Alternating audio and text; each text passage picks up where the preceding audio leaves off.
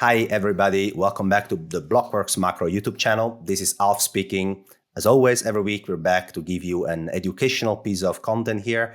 And this week, guest is Patrick Perret-Green, also known as PPG Macro on Twitter. If you're not following him, shame on you. Go follow him immediately. Patrick, how are you doing?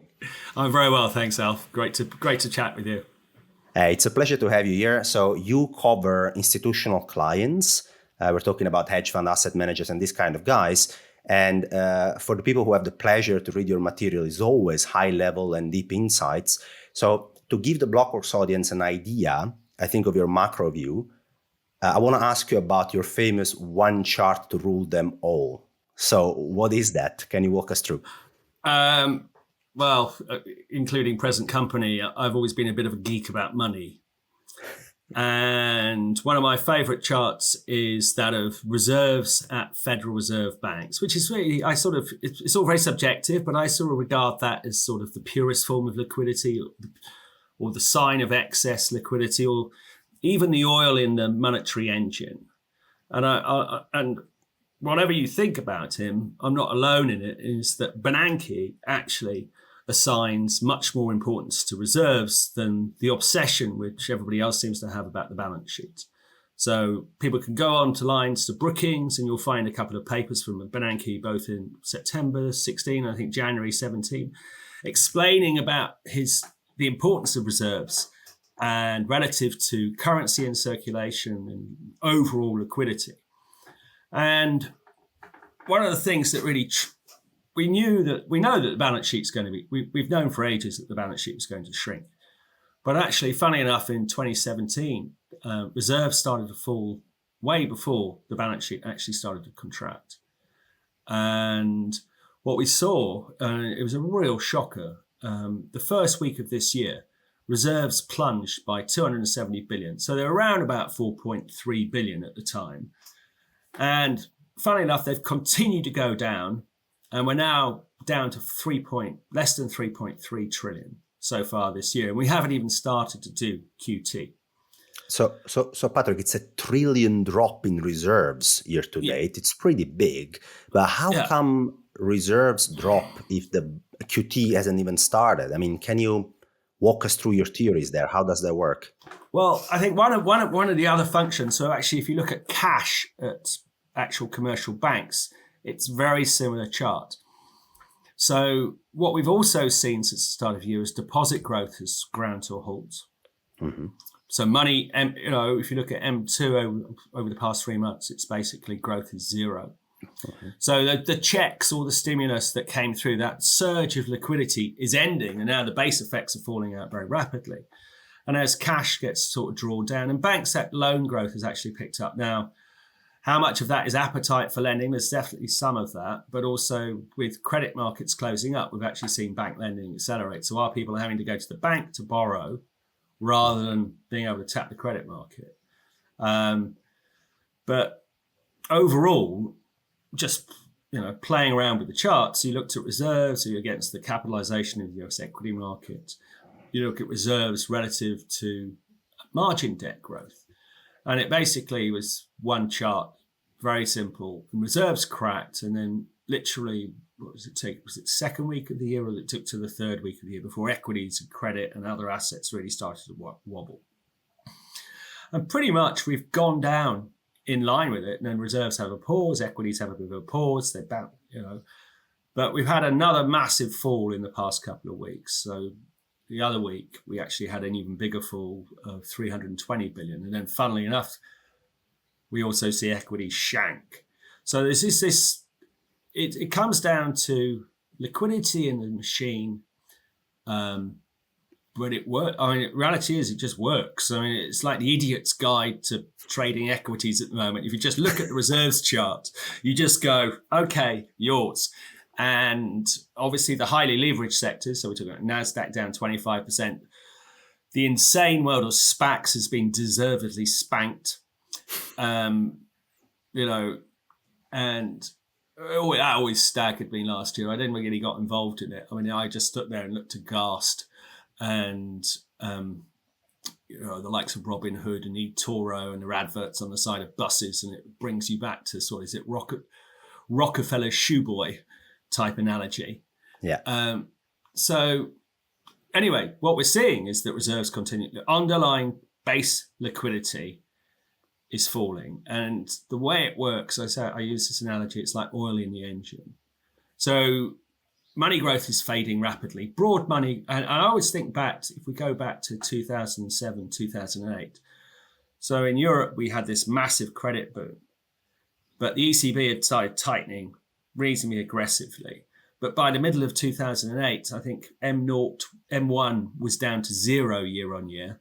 But M3 had been growing at like 12.5%. So it's like, you really are, you've got your foot flat down on the throttle, but your engine's running dry of oil. And then the end thing is it blows up. So that's a base liquidity thing. And then we could sort of take that forward, and it's not going to get better. We know it's not going to get better. That Fed is going to be doing we start with 47.5 for the next 3 months, and then it's 95 thereafter. Yeah. So it's about 500 odd by the end of this year. So we'd expect to see reserves come down more. And with that, but the irony is what we're also seeing is the hunt for collateral. So we're seeing amounts of reverse repo agreements actually at new highs. So people are, because they put cash in and they get securities out, which they can use as collateral. T-bill spread, so IS is trading at like 40 basis points through. You really got to go back to sort of GFC times to have wider spreads. So people are paying up, but I'll have bills. I'd rather have a 3-month bill than actually lend the money for 40 basis points more in OIS. I mean, let's reflect for that. Let's unpack for a second what you just said. So you said that bank reserves have dropped by about $1 trillion in the system already this year. It's quite a lot, and we haven't started QT yet. And now QT starts, and it's supposed to draw down about 500 billion out of the balance sheet of the Federal Reserve, that it will shrink literally by about 500 billion this year. And obviously the hope was that some of the money parked at the reserve repo facility would be able to sort of sterilize that, as basically the Federal Reserve balance sheet shrank, and then maybe the Treasury would issue some bills, and the money market funds could redirect some of the money from the reserve repo facility to the bills. The Treasury isn't going to be issuing many bills, apparently. So again, the bulk of it is going to be taken by bank reserves dropping, most likely, which means, as your one chart rule them all is actually indicating to us, and how did you call it? Your idiot's guide to equities, that if you just regress one against another, you will see that withdrawing liquidity from the interbank system has an effect on equities. And on top of that, this collateral story seems interesting. We can maybe talk a bit more about that, where today, if you buy a T-bill, you're happy to sacrifice 40 basis points of return compared to just, parking money at Fed funds. You'd rather have the collateral, you'd rather have the T-bill and pay 40 basis points for having it than not. So it seems to be a run on collateral, or at least collateral is becoming scarcer. What does that mean for a leverage system? Well, in one, it suggests that there's, for leverage requires collateral, and it suggests that there's too much leverage still relative to collateral, and there's further deleveraging to come. And not only that, the cost of leverage for many is absolutely surged. So we're talking about the largest rise in rates really since the 80s in a quarter, the scale of the moves that we've seen. Okay, we've got the war and all that sort of things exacerbated. But if you think that on the first week of March, that 5-year notes were at 1.5%, and they've been up to 3%. Mortgage rates, 30-year mortgage rate was at 3.2 at the end of the year. And now it's at 5.5%, the largest quarterly rise in mortgage rates. I mean, housing is another issue, but I think we can save that for another time. But car crash seems to me the ultimate word, given everyone talks about shortage, but there's a record amount of supply coming through as well. Anyway, there's too much leverage, and it's not in the banks. So we look at US banks or it's not your banks are well capitalized. Okay, we can talk about how good those numbers are, but their loan deposit ratios are historic lows. It's like 60% in the US banking system. So my real concern going forward is the non-banks What we've seen since 2007 is the rise of or even before that, the rise of the non-banks. They primarily issue most of the mortgages in the US. It's not US banks, but US banks have hardly any mortgage lending these days. And it's and this becomes the shadow system. Regulators don't know what's behind it. I mean, you could talk about Archegos as a classic example of leverage that wasn't monitored. But then I wonder about private equity. So if we're looking at global equity markets, and these are the big numbers. I mean, global equity markets were around, according to Bloomberg, they use their world market cap. It's around $90 trillion pre-pandemic. We got up to about over 122 in November. Well, now we're round back down to 100. So we've given back 2/3 of the gains since then. So, and then you add in, well, what are the losses on bond markets? And you've had TLT that was at 139 pre-crisis, down at 115. HYG is off 20 points, EMB, all these markets. And then you wonder, well, what about all this private equity out there? How's their valuations going, let alone the VC world? So now we see all these redundancies happening in the VC world because actually the money's contracting. I was staggered the other day when I heard Carvana was sacking 2.5, but when they sacked 2,500 employees, it was actually only 12% of their workforce. And I was thinking, you're meant to be a tech company and yet you require 30,000 people to sell cars online. I mean, give me a break. That's another story, but it's another reflection of how ludicrous things have become. So we've got this situation of imploding liquidity, extra sticky inflation thanks to the war. If it hadn't been for the war, inflation probably would have peaked. But what we're seeing, obviously, problems with energy and food prices, it's making it stickier. People will talk about shelter in the US, but I think that's very much a lagging indicator. And when we look at what's happening in house prices in Australia and Canada and New Zealand, which are already starting to shank quite sharply, I think the US will follow inevitably in the second half of this year. We already know that purchase applications have collapsed and there's record inventory. So that's one of the charts. You'll see houses under construction, all-time record high of 1.6 million in the US. Just when mortgages rates have had a huge rise. So we've got a liquidity breakdown, central banks, and watching Andrew Bailey in front of Parliament yesterday, central banks seem to be, they're trapped. So it was just, Grigorvia, who is the IMF chief or World Bank chief, and she was talking a few weeks ago about policymakers have been like 8-year-olds chasing a football. The problem is they're still like an 8-year-old chasing a football. The only problem is they're now looking at headline inflation as the football they're currently chasing. But we already can see economic data really collapsing. Global growth forecasts have been consistently revised down. People have been far too blasé about China. So irrespective of the COVID lockdowns, I mean, part of my history is I worked out in Asia for Citibank for a while. So went there in 2010.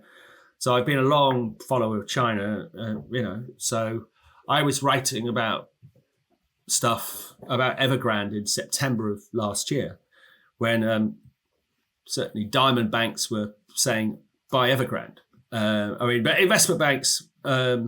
believe you me, I've worked in that investment bank research world. You have more editorial freedom if you work for Pravda or the Global Times. Number of times I get, no, you can't write that about China. Investment banks are notoriously bad about China and almost reverse indicators. So China was always clearly going to slow, which was also maybe a big skeptic about the commodity super cycle. So we've had a very slowing China. The post-pandemic, if you look at all global activity, all the OEC leading indicators, they all peaked around the summer of last year. And ever since then, we've sort of gone back to trend. Apart from the US, it's done slightly better, probably more because of energy and stuff like that. But global industrial production, we go down, we spike back up. but then we start going back down again most of the time. So it's almost like, well, we've gone back to trend, except the trend was from 2017, it was going downwards. And so we're left in a world which is still full of excess capacity. The demand is boosted.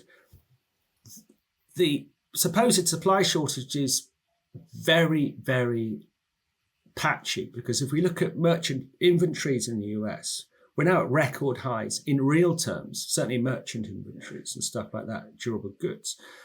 And one of my concerns is that so much demand has been brought forward that people just went above trend, durable goods purchases. If anybody didn't do the home office in the past 2 years, they're never going to do it.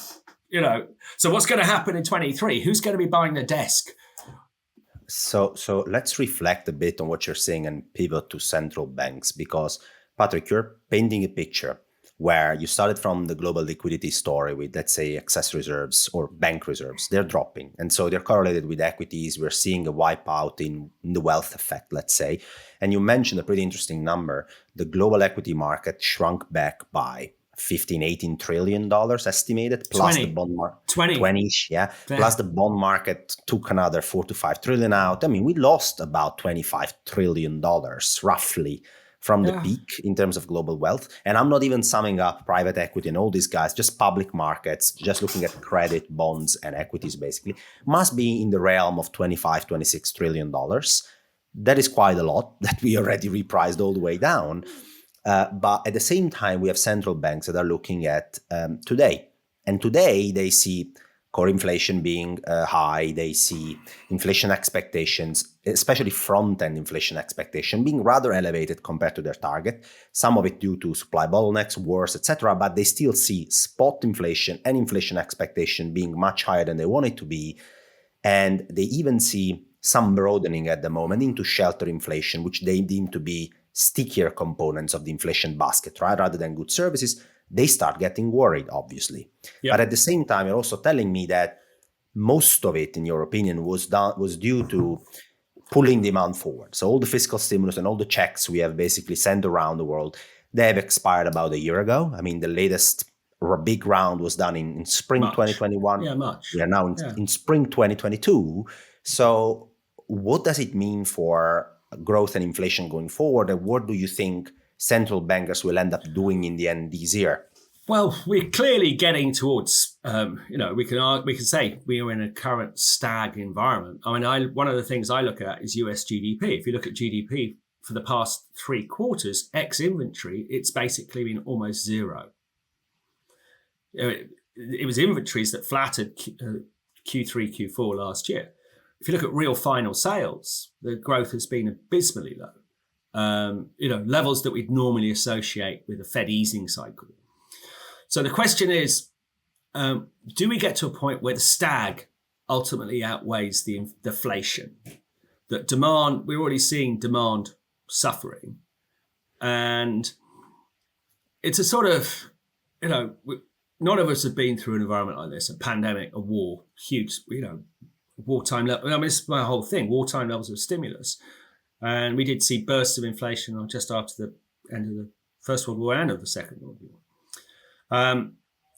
But it's a real challenging issue because we could see it. Okay, we've had US retail sales actually still holding up in nominal terms. But in UK, where we do it by volume, we're seeing already that's consumer demand is clearly suffering. People are falling real incomes are seeing falling real expenditure. And that becomes the problem. And not only there's another issue as well, which I talk to people about. I call it the Great Deferment. So if we look at the pandemic and the reaction function to it, it was almost like a tsunami. But with a tsunami, the water goes much further inland, but it also takes much longer to ebb away. And you can argue this. We saw the same in China in 2009. Huge stimulus, but inflation didn't peak until the end of 2010. Mm-hmm. But so it was a much longer process. Rather than 6 to 9 months, it took about 18 months for everything to wash through the system. Which my fear is we're going to probably see a similar timeline this time around, that we get towards the end of the year and we can actually have, because of high inventories and falling demands, goods inflation actually could realistically be negative year on year. Because, okay, who wants to buy my sofa? We can see plenty of results from companies like May.com or AO.com in the UK, where demand is faltering. And the other one, of course, that's going alongside of this is pressure on margins. So not only are companies finding their margins are getting pressures, they can't pass everything on, even though they may say they're able to, but the volumes are falling. It's an illusion that the central bankers, if you're American, they talk about the rise of deposits, but basically it's only the rich who save. There was a thing in the FT yesterday writing about 16 million people in the adults, 16 million adults in the UK couldn't afford a £300 hit. So that brings us back to the old 40% of Americans couldn't afford the $400 hit without having to tap credit. So the man in the street basically got completely screwed by the pandemic. Very few of them made out. In the UK, and Michael Saunders, worked with Citi on the MPC, he did a paper last year with the Resolution Trust. It was only really those earning over £55,000 a year that managed to boost their savings. Well, there's a funny thing about savings and consumption is people don't mind tapping the savings if they're buying themselves a luxury. Oh, let's do that holiday or the car, whatever. They feel very differently when they're using it to finance their consumption. It's a very different psychology as well. So we're now hitting a point where we look at all those consumer confidence measures. Look at Michigan last week. UK GfK consumer confidence is down to 2008 levels.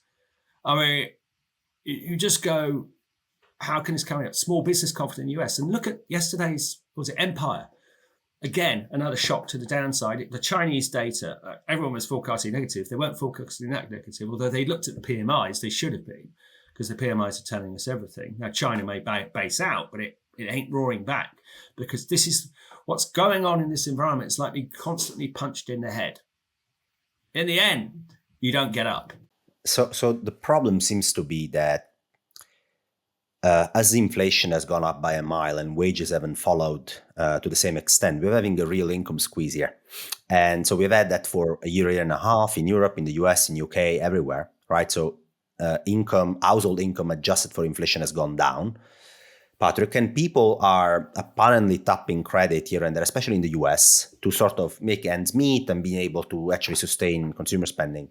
But it seems to be somehow a demand faltering, which is on borrowed time. I mean, like there is a bit of last tailwind credit driven that sort of makes the end meet, but it seems we're slowing down. At the same time, we are in a situation where central banks seems deaf to that side. So they seem to be focusing a lot on today's inflationary pressures, seem very determined to bring them down and to convince markets they're going to put themselves ahead of the curve.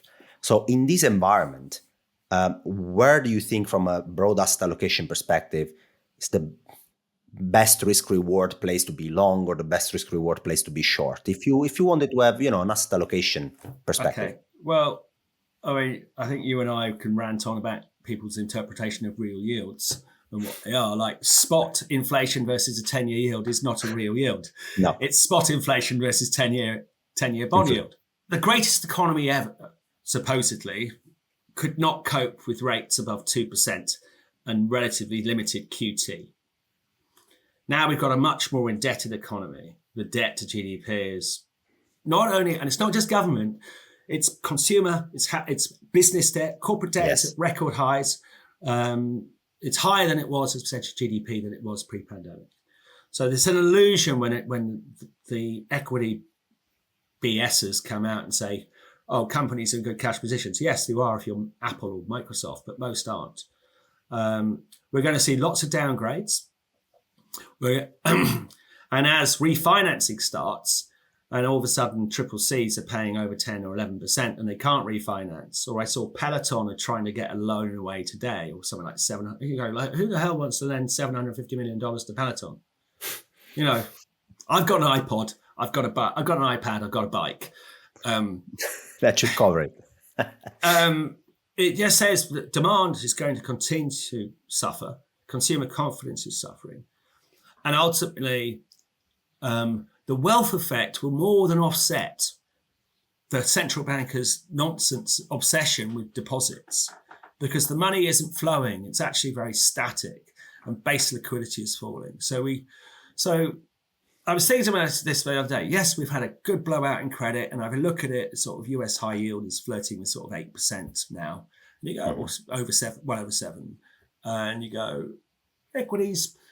What is it? Facebook is something like, I was looking at this last night. I think Facebook's on a PE of about 14.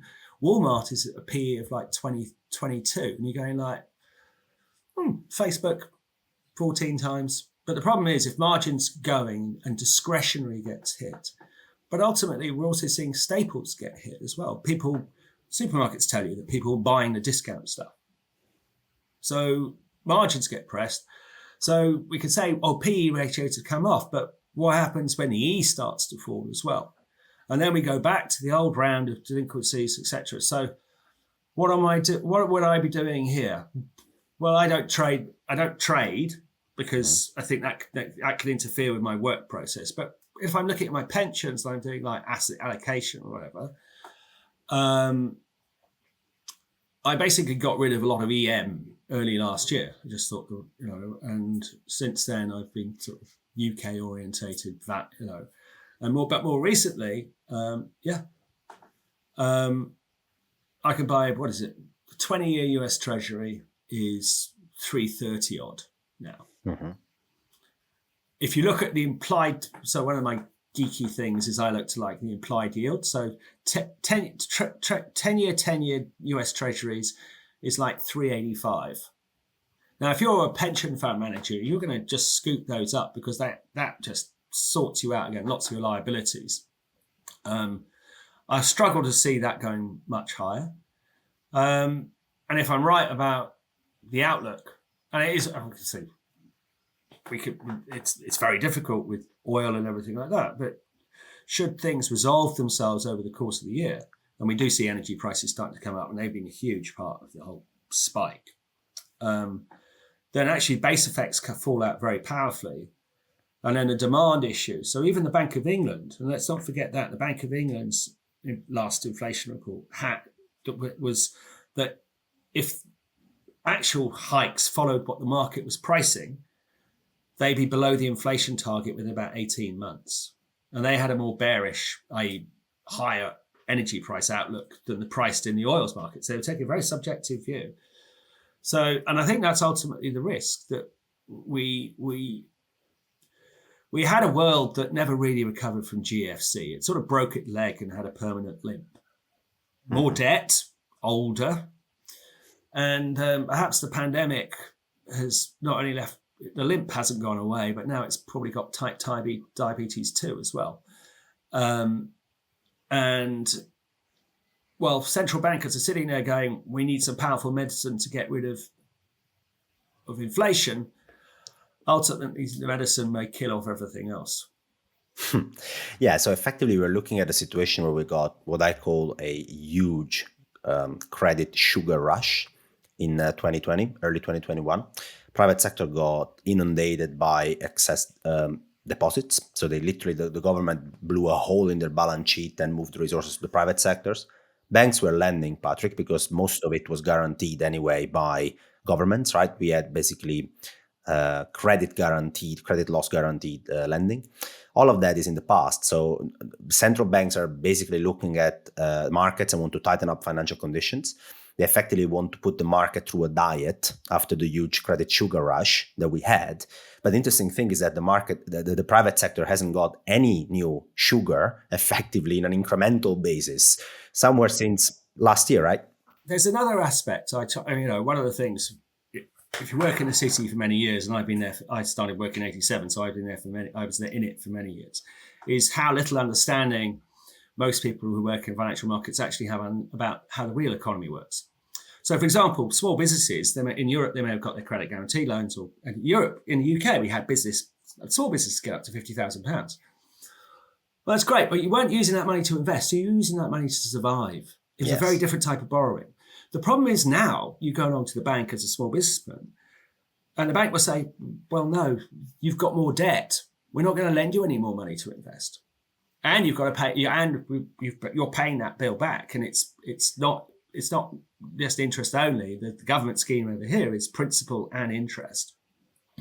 So we're seeing that. That's just, just think about it from the small businessman, and he's getting hammered on his costs and everything like that. And I know one of the things in Jay Powell's strong labour market, aside from Kavana and all the mortgage people laying people off and the VCs and Facebook doing a hiring freeze, etc., is that ADP small business employment actually fell by 120,000 in April.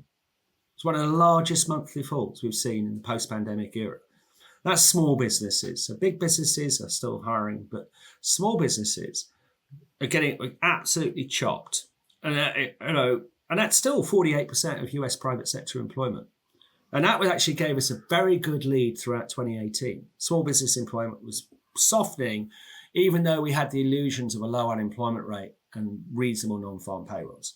And, oh, by the way, JOLTS was also at its highs right in the way until late 18 as well. So I'm skeptical about the JOLTS. So we end up with a demand destruction, credit weakness, and ultimately, and the other one that will really kill confidence is when the housing markets crack. And then, because that's also made people feel good. So it's just, so I call it, it's like bang, actually the economy's not so great. Bang, oh, my neighbour's lost his job. Bang, oh, my house price has fallen. Oh, bang, my 401k's just halved. And so are we going to see these great resignation, labour shortages? Well, actually, I think what happens in times like that is actually people start flooding back to labour market, one, because they have to. They don't, if they're on Social Security, it doesn't provide their benefits. Well, Patrick, not, let's say, the most rosy scenario, but as a macro strategist, you have to do your job and tell people what you see in front of your screen. And so I think in this interview, you laid out quite a wealth of knowledge and information. If people want to find more about you, Patrick, where they can find you? Well, I sort of I have a limited number of clients, basically because it's the nature of the beast where you want to be able to focus on stuff. But I do find, you can find me at PPG Macro on Twitter. I deliberately don't have a website, but it's also because I'm absolutely useless with tech, and me, I'm just always afraid of uploading something wrong. I've tried using Word, whatever it is, before.